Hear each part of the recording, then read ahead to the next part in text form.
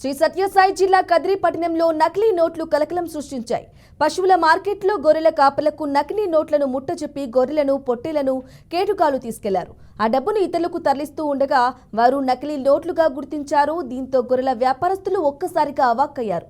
వేల రూపాయల విలువ చేసే గొర్రెలను మోసం చేసి తీసుకెళ్లారని వ్యాపారస్తులు ఆవేదన వ్యక్తం చేశారు. నిందితులను పట్టుకుని తమకు న్యాయం చేయాలని వారు పోలీసులను కోరుతున్నారు.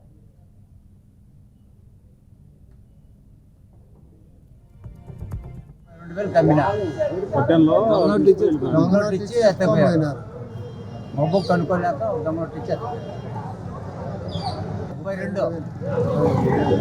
32 పొట్టేలు పట్టగలిగినాము. 5:30 ఆ మధ్య అలా మొబ్బుకు నోట్లు ఇచ్చి పొట్టేలు పట్టుకొని పోయినారు. 32,000 అమ్మినాము. మొబ్బుకి ఇచ్చేసి పోయినారు సార్. ఏం నోట్లు? దొంగ నోట్లు.